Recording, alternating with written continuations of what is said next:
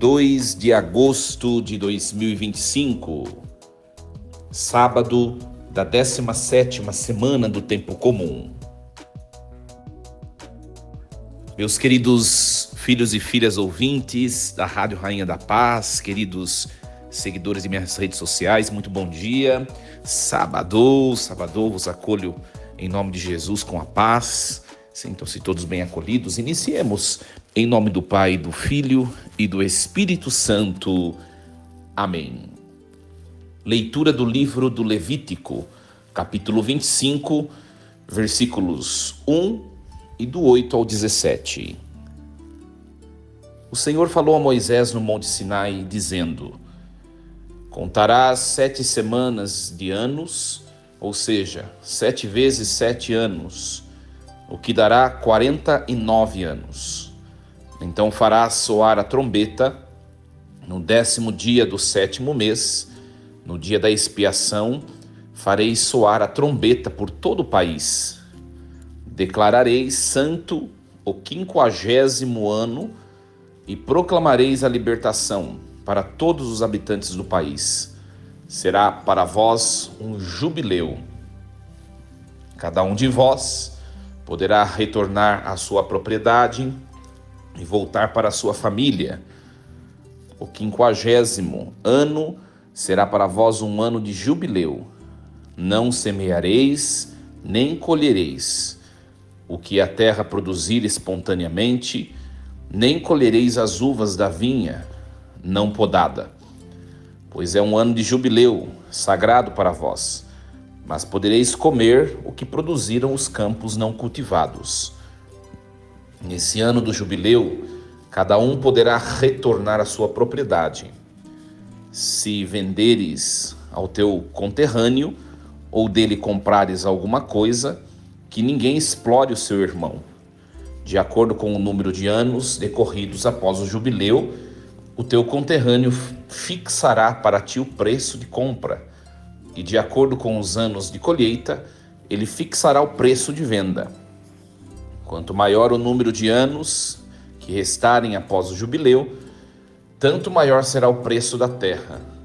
Quanto menor o número de anos, tanto menor será o seu preço, pois ele te vende de acordo com o número de colheitas. Não vos leseis uns aos outros entre irmãos, mas temei o vosso Deus. Eu sou o Senhor, vosso Deus. Palavra do Senhor. Graças a Deus. Meus queridos, nós estamos acompanhando o livro de Levítico. Começamos com o capítulo 23 e hoje passamos para o capítulo 25.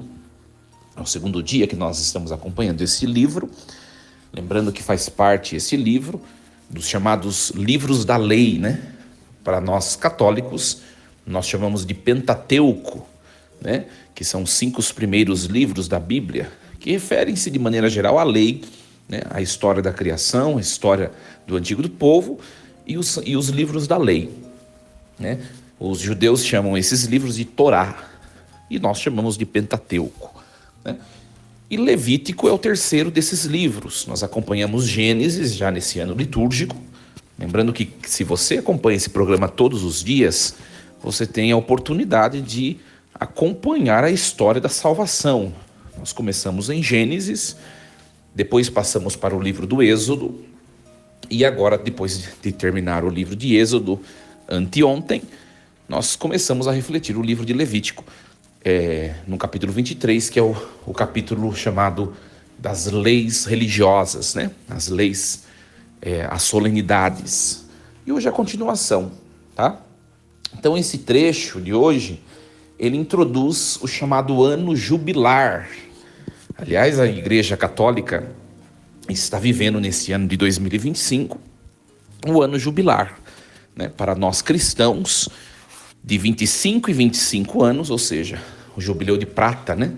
De 25 e 25 anos, nós vamos comemorando o jubileu, que são pacotes de anos, vamos dizer assim, de existência da igreja. A igreja começou junto do mistério da vida de Cristo, então Nós católicos temos a honra de dizermos que temos 2025 anos a nossa igreja, né?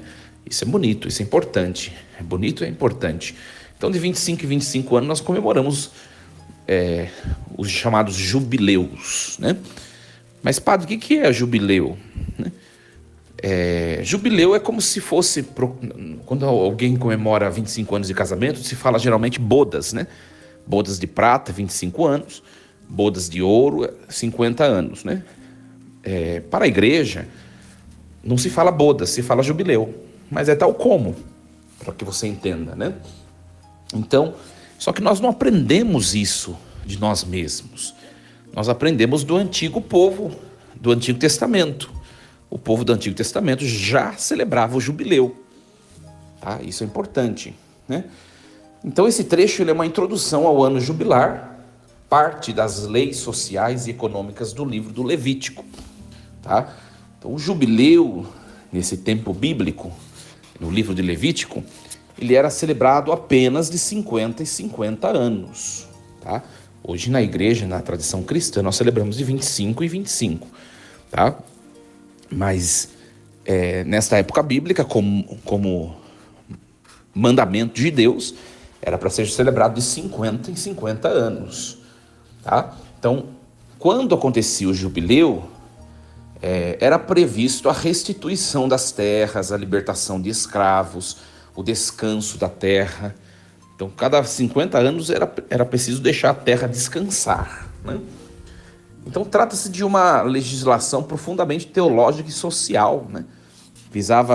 Qual o objetivo disso? Visava preservar a justiça, a igualdade, a liberdade, né? Sempre fundamentados na soberania de Deus sobre a terra e sobre o povo, né? Então vamos entender um pouquinho, parte por parte desse texto, para a gente poder, compreendendo o acontecimento lá na experiência judaica, depois colocarmos na nossa vida, tá? Então, o texto começa, o capítulo 25, né? O primeiro versículo. O Senhor falou a Moisés no Monte Sinai. Depois vai para o versículo 8, né? A igreja cortou e dá esse salto. Contará 7 semanas de anos, 7 vezes 7 anos, de maneira que os dias das 7 semanas de anos somem 49 anos. Tá? Então, nós vemos que a revelação, a vontade de Deus que isso seja celebrado, né? Foi manifesta lá no Monte Sinai. Então o Monte Sinai é o sinal da revelação, é onde Deus se revela, onde Deus mostra, faz a sua aliança com o povo, é onde Deus apresenta a sua legislação, tá? Então o sinal da montanha é um sinal de conversa com Deus, onde Deus mostra o seu desejo sobre a vida humana, tá? Isso é importante. E o jubileu, essa palavra vem do hebraico, né? Yobel. Por isso que nós temos o prêmio Nobel, né? Ou Nobel, que vem dessa palavra de jubileu do hebraico, né? Não sei se vocês sabem, Yobel. Literalmente é uma trombeta de carneiro, tá? Então, é um prolongamento do ciclo sabático, tá? O que é o ciclo sabático? É um ciclo de 7 dias, tá? Deus fez a terra em 6 dias e no 7º descansou. Para o judeu, o 7º é o sábado. Depois se prolonga, não na quantidade de dias, mas de anos. 7 anos, tá? Então, a trombeta, ao passar de 7 anos, ou seja, 50 anos, 7 vezes 7 anos, né? 7 vezes 7 anos. Então, a trombeta deve soar ao passar de 7 vezes 7 anos, ou seja, 50 anos. Então, no jubileu, o jubileu ele é anunciado com as trombetas. Com as trombetas, tá? A trombeta é tocada no dia da expiação, Nós ouvimos ontem na reflexão que eu expliquei festa por festa ontem, e uma das festas era o Yom Kippur. Uma vez por ano o sumo sacerdote entrava lá no lugar onde estava a Arca da Aliança, que era separado pela cortina, né, pelo véu. Não podia entrar de maneira alguma, só uma vez por ano, nesse dia, que é o dia da expiação, o dia do Yom Kippur, o dia que Deus perdoava os pecados de todos, né? Então, nesse dia, a trombeta era tocada, tá? Anunciando o jubileu. Então, era um dia de perdão e um dia também de libertação, tá? Um dia de libertação. A terra, as famílias devem ser restauradas à situação original, tá? Então, suponhamos que eu tenha perdido um bem, eu tive de entregar minha casa para pagar uma dívida e eu fiquei sem casa. No episódio do jubileu, aquele que foi o meu credor, aquele que me tomou a casa, ele deve me devolver. Tudo deve voltar à sua situação original, que é uma situação de paz, de equilíbrio. Por isso que a terra também não pode ser cultivada, não pode ser trabalhada no ano jubilar. Por quê? Porque a terra precisa descansar para voltar também à sua condição original. Esse é o sentido para os judeus. Olha que bonito isso. Às vezes a gente esses textos do Antigo Testamento são difíceis e as pessoas às vezes têm medo de passar por eles e não sabem essas belezas. Não sabem essas belezas. A terra pertence a Deus, tá? No versículo 23, que nós ouvimos, no versículo 23, fala exatamente isso. A terra pertence a Deus. Esse versículo é omitido, né? Mas ele é fundamental. O ser humano é apenas administrador da terra, que a terra pertence a Deus. Então, o jubileu é uma instituição de libertação, de perdão de dívidas, de recomeço, tá? O perdão das dívidas das pessoas. Se você está devendo uma quantidade exorbitante para alguém nesse ano, você é perdoado. Olha só. Imagine se isso funcionasse hoje em dia, né? Tava todo mundo de bem com a vida, né? Então, o perdão das dívidas, o descanso da terra, a restauração das famílias, mostram o reino de Deus sendo instaurado. Essa é a visão judaica. Muito bem. E aí nós temos o versículo 11 e 12. O ano jubilar deve ser um ano de santidade e de segurança para todos. Tá? Está no versículo 11. Esse 50º ano será para vós um ano jubilar. Não semeareis, nem colhereis o que brotar espontaneamente, nem colhereis da vinha não podada, pois é o jubileu, coisa sagrada para vós. Comereis apenas o que a terra produzir espontaneamente. Então, a terra também deve voltar à sua originalidade, tá? A terra também deve repousar. O alimento vem do que nasce espontaneamente. Então, nesse ano jubilar não poderia se semear ou se colher algo semeado. Só podia se comer algo da vegetação que cresceu naturalmente, sabe? Que cresceu espontaneamente. Isso mostra que é um sinal de... isso mostra que é um sinal de confiança na providência divina, né? O alimento vem do que nasce espontaneamente somente, tá? E esse jubileu é chamado ano sagrado, né? Coisa sagrada, tá? Nós vemos que certamente os agricultores, né? Os que trabalhavam com campo, com agricultura, né? Certamente esse ano jubilar passavam uma grande tensão, né?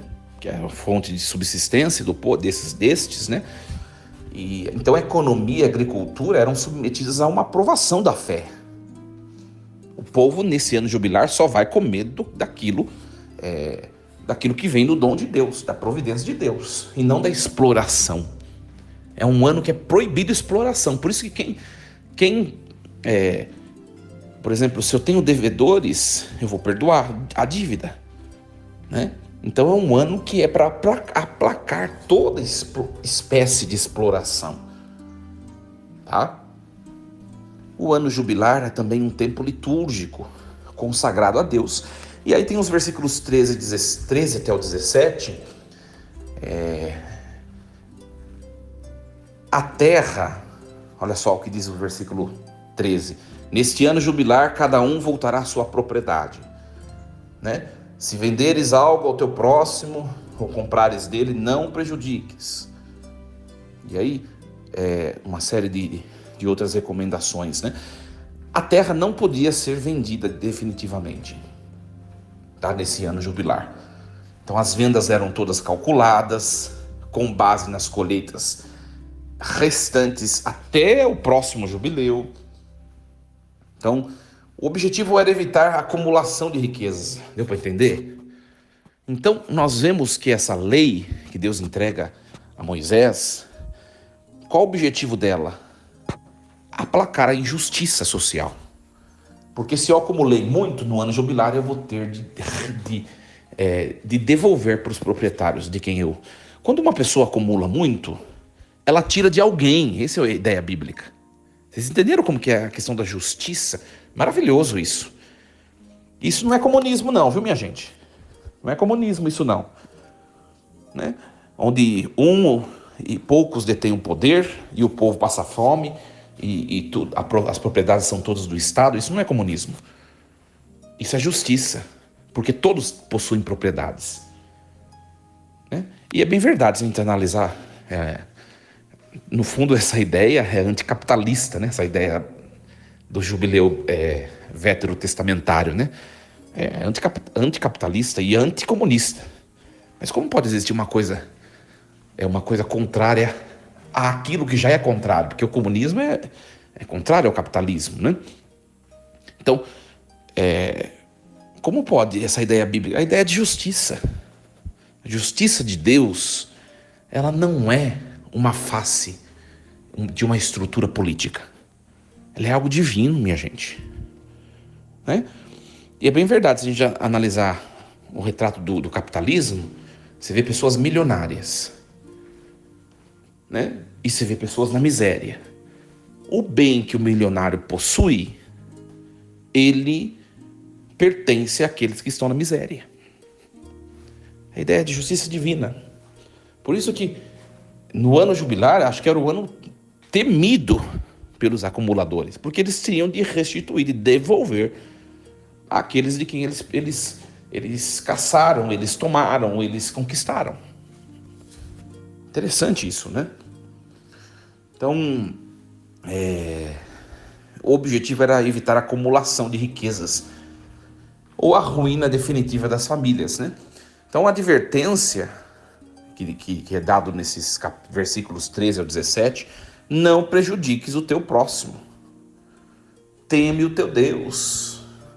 Tá? Então, nós vemos que a justiça social aqui é uma expressão do temor de Deus, né? A fé, para esses que cumprem esse preceito judaico, a fé ela tem consequências concretas nas relações também humano-econômico-comerciais. Hoje em dia a gente vê a igreja, trabalho é trabalho, cada um no seu quadrado, a igreja não tem que ficar dando pitaco, tem um monte de gente que fala sobre essas coisas. Não, nós vemos aqui no texto de Levítico. Por quê? Não adianta se viver uma fé bonita, ritualística, se nós vemos a exploração, a miséria, a injustiça na sociedade. Não é verdade? Então, jubileu é instrumento de igualdade, tá? Que impede exploração e que limita o poder econômico. Então, a dignidade das famílias, redistribuição das terras, perdão de dívidas. Então, tudo isso acontecia. Como atualizar isso na nossa vida cristã? Agora, um ponto importante, a atualização do texto, né? Jesus, minha gente, ele vai mencionar o mistério do ano jubilar judaico. Tá? Nós vemos no Evangelho de Lucas, no capítulo 4, versículos 16 ao 21, que Jesus ele aplica para si aquela profecia do ano da graça. O ano jubilar também é chamado ano da graça. Tá? Não sei se vocês lembram, quando Jesus ele abre o livro de Isaías 61, versículo 1 e 2, hoje se cumpriu essa profecia, né? O ano da graça, é o ano jubilar, o ano da graça. Então, Jesus ele revela que ele é o verdadeiro jubileu, tá? Ele é o verdadeiro jubileu. Ele é a verdadeira graça que o Pai derramou sobre a humanidade. Por isso que ele proclama essa leitura de Isaías, porque ele diz, eu vim para libertar os oprimidos, perdoar as dívidas, restaurar a comunhão com Deus, fazer os cegos enxergarem, os surdos ouvirem, os coxos andarem. Lembra que esse texto? Pois é o dia que tudo é restituído. E Jesus veio à Terra exatamente para isso. Bonito, né? Porque ele é o jubileu, ele é a graça. Muito bonito isso, eu acho fantástico, fantástico. Então, minha gente, nós vemos que Deus ele é um Deus de justiça. É Deus que entrega essa lei a Moisés. Né? Por isso que quando o Santo Padre, o Papa, fala da pobreza, né? Que nós não podemos aceitar a pobreza, que a miséria é sinônimo de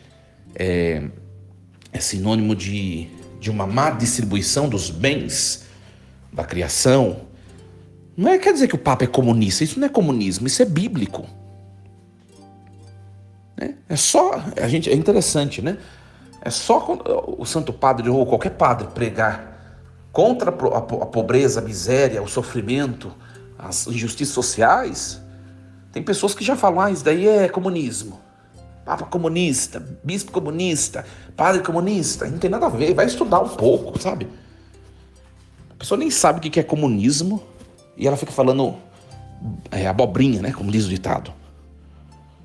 Nós vemos que essa promessa, esse mandamento bíblico do que acontecia no ano jubilar, não é nem capitalismo, nem comunismo, nem socialismo e nenhuma estrutura político-social.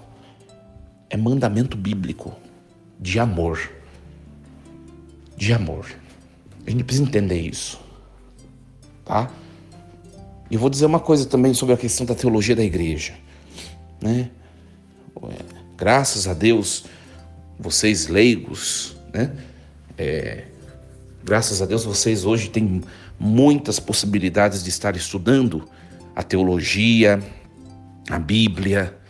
Né? Aqui a gente faz um estudo bíblico dos textos da liturgia da igreja, que é cheio de riqueza esse estudo, né?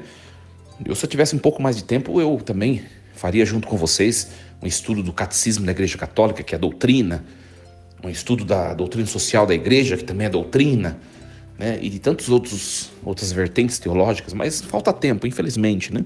Falta tempo.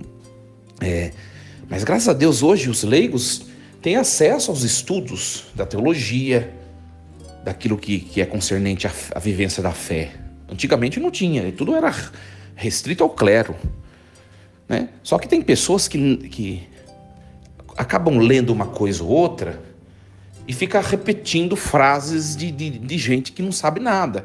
Por exemplo, às vezes a gente fala sobre pobre, sobre justiça social, alguma coisa, tem gente que já taxa, esse padre é teologia da libertação. Aí você vai perguntar para a pessoa, você sabe o que é teologia da libertação? Aí a pessoa não sabe. A pessoa não sabe. Por quê? Porque ela ouviu de alguém essa expressão e ela repete. Minha gente, a gente tem que parar de ficar como papagaio repetindo frases dos outros, porque a gente pode se passar por ignorante. E tem gente que tem graduação, pós-graduação, até mestrado, doutorado, e nas questões da fé acabam agindo como ignorante. Vai dar uma estudada primeiro. Vai dar uma estudada. Né? Vai dar uma estudada primeiro. Essa que é a questão. Claro, a teologia da libertação no Brasil, né, se a gente olhar os valores iniciais, né, os valores primeiros dela, é uma questão bem bíblico, teológica. Né? A justiça é vontade de Deus e ponto. É que aquilo acabou se politizando, se institucionalizando e depois se perverteu. Mas eu não vou falar disso agora. Mas tem que conhecer. Tem que estudar. Então nós vemos que a justiça é vontade de Deus, sim. Sim. E olha, eu vou dizer uma coisa para vocês. Né? Tem muita gente, é uma questão política mesmo. Tem muita gente que acha que justiça social são esses favores míseros que o governo dá para as pessoas carentes. Isso é jogada política, gente. Tem que ficar esperto com essas coisas. Tem que ficar esperto. Esse político ele é dos pobres porque ele faz isso para as pessoas pobres. Ele faz escola, faz não sei o quê, distribui cesta, não sei o quê. Aí você vai olhar o governo, a estrutura de governo daquele governante é uma estrutura totalmente corrupta. A corrupção é a manifestação de que não se ama o povo. Porque aquele dinheiro corrompido era do pobre. Não adianta ficar dando migalhas. A gente tem que ser crítico. Tem que ser crítico, gente. E eu digo a vocês, a pessoa pode ser qualquer coisa nesse âmbito político. Mas eu acho que, é uma opinião pessoal, tá? A gente pode aceitar qualquer pessoa, até enfim, que esteja a nos representar. Mas corrupção não deve ser admitida e aceita. Não deve ser. Por quê? Porque é o texto de hoje, né? O texto bíblico de hoje. Porque alguém que está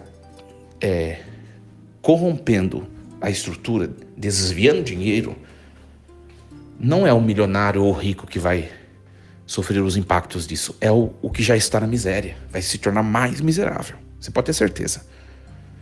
Então isso é inaceito. Aquela frase, né? Aquela frase tão conhecida, né? A gente escutava essa frase atribuída a um político que já governou São Paulo. A gente escutava sempre essa frase, não vou dizer nome que possa ser processado, né? Ele rouba, mas ele faz, né? Aliás, ele rouba, mas ele faz. Isso aí a gente não pode aceitar. O dinheiro não é dele, não tem que roubar e ponto. Não tem que roubar. Então, essa é a reflexão desse texto de hoje para a nossa vida. E nós também precisamos vigiar sobre nós mesmos. Minha gente, se a gente tem um acesso a um dinheiro muito fácil, como acontece, a gente também se corrompe. Tem que vigiar. Esses dias na porta da igreja aqui da minha paróquia, veio uma mulher com um cheque, né, de não sei quantos R$1.000, que era para fazer doação para a Rainha da Paz, que é a instituição nossa, né? Nossa instituição. E eu disse para a pessoa, falei, olha, eu não vou ficar com o dinheiro da senhora. A senhora vai até lá e a senhora entrega lá. Eu não gosto de ficar com o dinheiro de ninguém. Por quê? Porque o demônio pode nos pegar. A gente tem que vigiar, minha gente. Deu para entender? A gente tem que vigiar.